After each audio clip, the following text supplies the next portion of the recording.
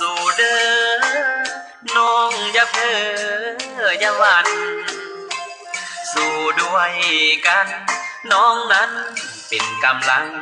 ใจมีน้องเคียงข้าง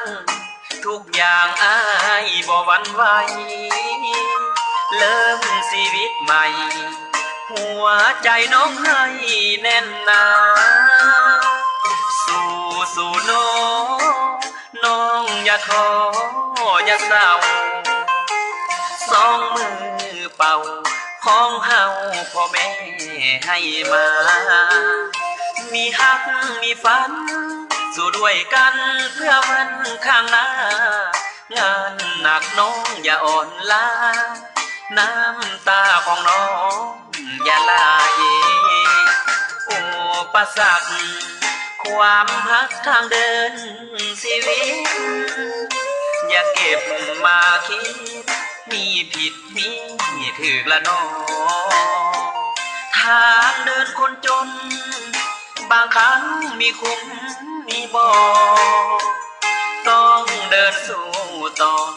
อย่าท้อน้องอย่าหวั่นไหวสู่เด้ออย่าเพ้อตั้งใจให้แน่นอย่าคิดคอนแค้นแฟนอ้ายน้องอย่าน้อยใจความหวังยังอยู่เฮาต้องสู้ให้ถึงเส้นชัยมันสมองสองหัวใจสู้ต่อไปเพื่อหาเพื่อฝัน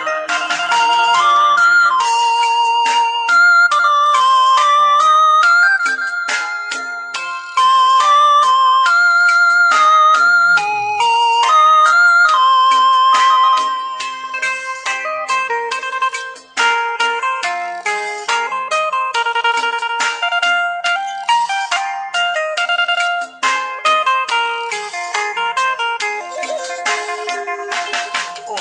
ปสรรคความฮักทางเดินชีวิต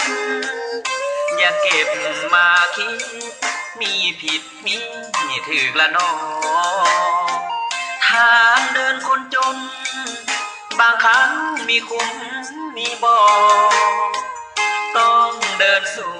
ต่ออย่าท้อน้องอย่าหวั่นไหวสู่เด้ออย่าเพ้อตั้งใจให้แน่นอย่าคิดคอนแค้นแฟนอ้ายน้องอย่าน้อยใจความหวังยังอยู่เฮาต้องสู้ให้ถึงเส้นชัยมันสมองสองหัวใจ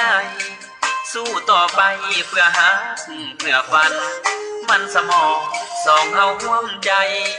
สู้ต่อไปอย่าได้ท้อ